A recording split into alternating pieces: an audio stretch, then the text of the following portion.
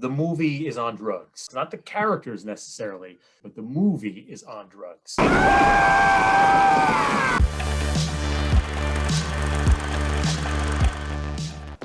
Call me high. Turn to the right. You're a flower, you are. I do. You bet I do. Okay, then. Give me that baby, you warthog from hell! Showtime.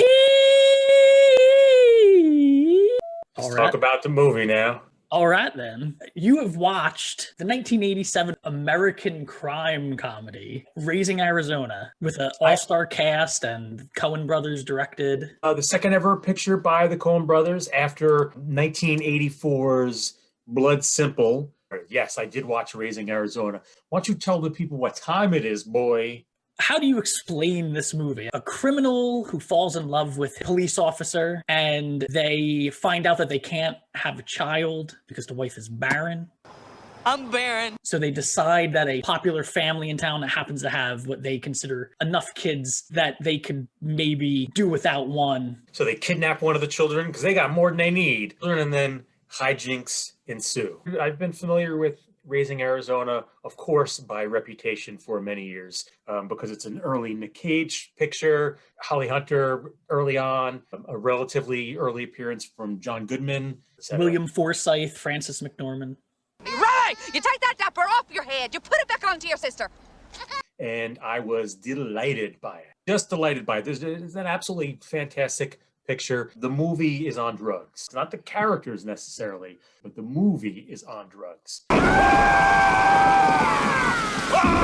This was so much different and it had that weird feeling to it, like that southwestern or whatever you would say, like the middle of the country feel. These were the happy days, and Ed felt that having a critter was the next logical step. It was all she thought about. Yeah, it certainly does. It does a couple of things that's interesting. One is what you just touched on there, where it's drawing on a part of the country and a subculture of the country that typically has not been depicted on the silver screen, which is actually something the Coen Brothers have done multiple times. Fargo is their best-known example of that, where they're kind of spotlighting this little quirky area of the country and bringing that to life for everyone to see. Here they kind of get into the sticks in Arizona, and it's done with this really strange sensibility. The whole time in watching this, I'm thinking the entire time, this is kind of a B movie, in budget and presentation and everything, except these guys are so uniquely talented and have such a unique cinematic voice that it all just works. Even the wonky, weird-ass shit that shouldn't work just works. They've got a language all their own that just, everything just clicked so beautifully. So much of this movie is just silly as hell and ridiculous, at times even like genuinely stupid, but it just works. The writing is really good. And you know what's great about the dialogue is that the characters themselves are largely pretty stupid, but you can tell that the writers writing them weren't stupid. Yeah. There are moments, especially when Nick Cage, when High is monologuing to himself, when he's thinking to himself, there's actually some really poetic turns of phrase that's going through his head, except he's, The pizzazz had gone out of our lives. Ed lost all interest in both criminal justice and housekeeping. Soon after, she tendered her bed. When he writes the letter to his wife, when High writes and that he's leaving because he thinks it's better, that she's better off without him. For his character, seems absurd what he's writing and how poetic it is. But my dearest Edwina, tonight is you and Nathan's slumber. My heart is filled with anguish. Yeah, it's kind of beautiful stuff. And then even in the comedy bits, a lot of their back and forths are just really well crafted, both between High and Ed. Their whole little courtship is a lot of fun because she's basically the cop who books him when he's getting arrested. And turn to the right. Turn to the right. Yeah, great stuff. And then the interplay between his two schmuck friends from jail and Ed is also great stuff. He's a little outlaw. You can see that, High. Now, listen, you folks can't stay here. Ma'am? There's so much clever stuff going on. I saw that it only cost $2 million to make. It made $29 million. So you said it made 29? Yeah, it says it was made for $2. It made $29 million. To put that in perspective, in 1987, there's 3 pictures made over 100 million. Beverly Hills Cop 2, Fatal Attraction of all things, and Platoon. Raising Arizona wasn't way up on the list. It just barely snuck into the top 50, but it did pretty well. It's been a while since I watched it, but I never forgot all the catchphrases and all the different lines in this that started to pop back in my head. And, like, get your dip tat and mind his fontanelle. I want to hold him, too. Well, mind his little fontanelle. That's what they call the dit tat. You gotta get them dit tat boosters yearly or else they'll develop lockjaw and night vision. Turn to the right. Well, sometimes I get the menstrual cramps real hard. Say, that reminds me. Okay, then. Okay, then. Okay, then. And all these, like, stupid things that I feel like I've said throughout the years. I think that's where you snatched All Shantae from. Shantae, yeah. Oh, yeah, definitely. But the use of music was great, especially because it's they're using very offbeat music. It's neither a traditional film score, nor is it just using popular music. It's like yodeling.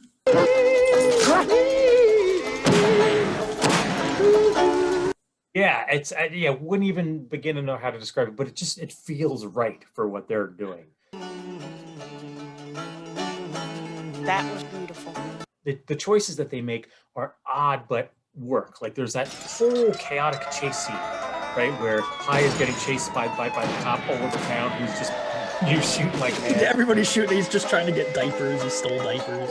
You know, and they're running through this grocery store and trashing the place, and there's gunshots going off, and there's just sort of like this fiddly yodeling going on that doesn't at all fit what you're seeing, yet it fits perfectly. That when he leaves and he's being chased and he shows up in the supermarket, right, it changes to that Muzak version of that song. Despite the fact that it's a pretty low budget movie, you can see that they were just sort of not working with much, that even very early on, they had such an incredible grasp of cinematic language. When you get the first glimpses of the big bad guy on the motorcycle, it's wildly stupid, but in the most fun way possible. You got these great shots with the camera mounted down low. The motorcycle tires is racing through the streets, and then, you know, flames begin to spit out, or he does this incredible jump. Explosions and all sorts of other. Yeah, he blows really up a bunny with a grenade. It was especially hard on the little things, the helpless and the gentle creatures. Not only just going over the top, but then a couple of steps further than over the top, and yet still in a way that feels right for the picture. John Goodman and Forsythe, when they realize that they left Nathan Jr. behind, they just start screaming. Just like a minute of them just screaming like idiots.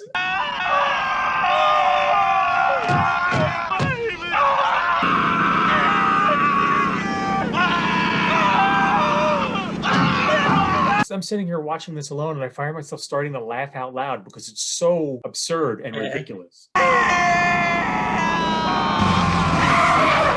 One of my favorite scenes when the FBI and the police show up at Arizona's. Yes. The dad is all frustrated because they're all just hanging out in his house and they don't seem to be doing anything. That whole dialogue and everything that goes on in that one scene is my favorite because it's just so well done and the dialogue is written so well. What did the pajamas look like? I don't know. They were jammies. They had Yodas and shit on them. Yeah, that is a really great scene just because of sort of the back and forth and I like that Arizona character.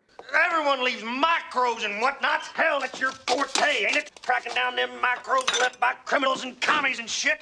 I like especially how in the beginning they kind of make this furniture salesman seem like he's the biggest, boldest, richest guy in the area, like because he sells unpainted furniture and he has this small chain of like regional stores. So come on down to unpainted Arizona.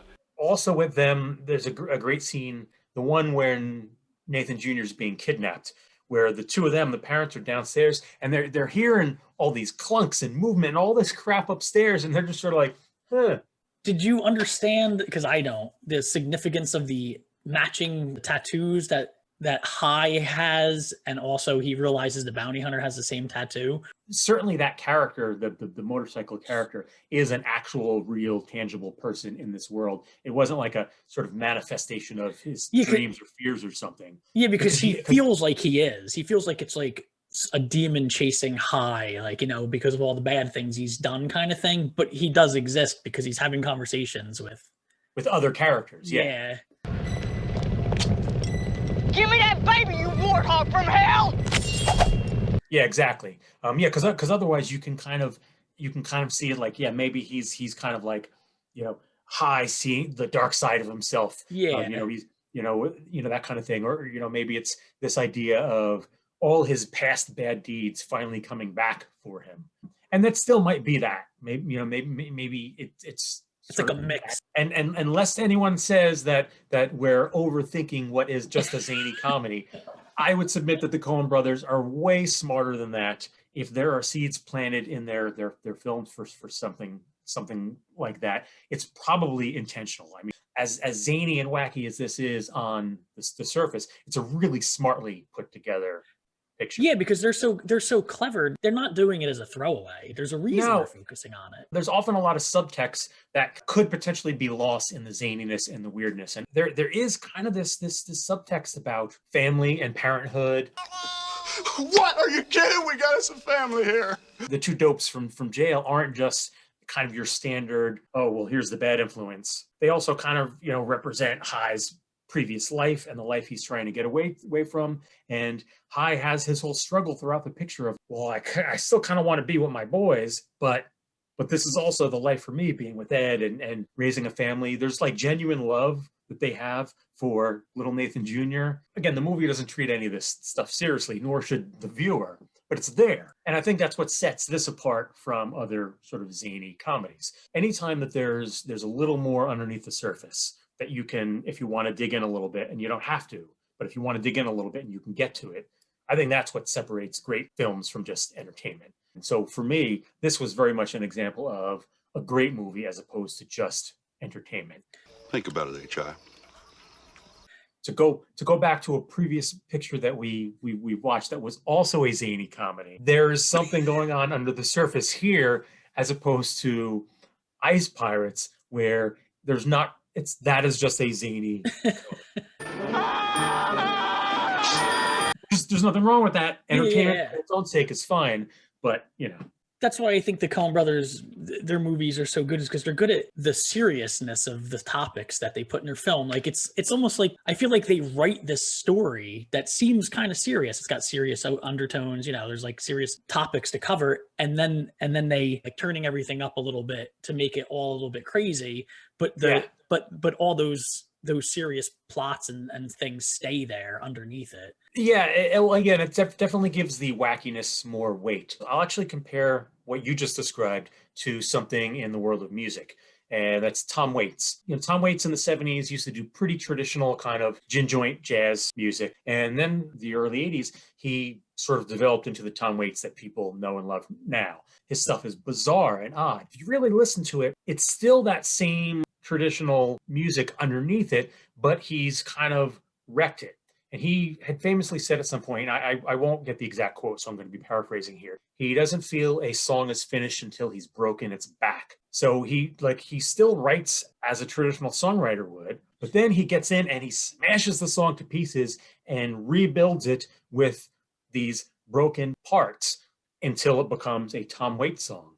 And that, to me, feels very much like what you just described, what a Coen Brothers process might be. They sort of write a quote unquote real movie, and then they just kick it to pieces and rebuild it until it's something unrecognizable and uniquely them. Yeah, and it's great. It's its own thing, at least in the movie industry. I can't really think of other directors that do that. It's very clear that even though this is a low budget zany comedy, these guys have serious chops.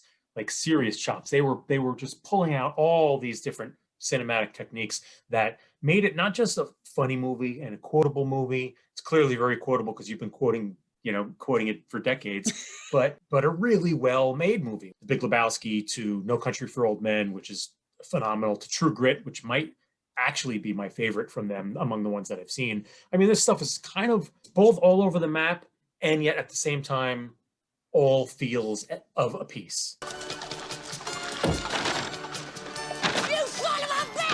Better hurry it up. I'm in Dutch with the wife. I'm glad that I finally got around to seeing this one. Their catalog in general is one that I've been remiss in not watching the whole thing. There are a couple of big gaps in their catalog that I've not seen yet. And I just wanted to say, I like the ending. I like that it ended with them bringing the baby back, and the dad coming, Nathan Arizona, showing up and sort of just being like understanding where they were coming from. Need to call the authorities. Shut up, boy. Nobody's gonna call the authorities if there's no harm done. Thank you, sir. And letting them just go back out the window they came, without really causing a stir, because he brought the kid back and he understood. It's so unrealistic, but it's sort of like a nice, warm, you wish the world was like that kind of place, like, well, he knows they're good people. They didn't mean no harm. We didn't want to hurt him any. I just wanted to be a mama. Well, yeah, it kind of underscored the whole idea throughout the picture that, yes, even though they're committing criminal acts, they're technically criminals. They kind of did it out of a genuine love for one another and a genuine desire to have a family together, which is twisted and wrong, and we do not endorse kidnapping. But yeah, it kind of plays into that idea that, like, okay, these aren't, like you said, like, these aren't evil or bad people. They're deeply ignorant, misguided people who are driven by this terrible need and desire to nurture their love through someone else. Seems like a pretty heavy way to be talking about this really bizarre Nick Cage comedy, but it's there. Yeah, exactly. Yeah, definitely fun stuff. And I want people in the comments for the other Coen Brothers movies that we've mentioned that either myself or Tig haven't seen.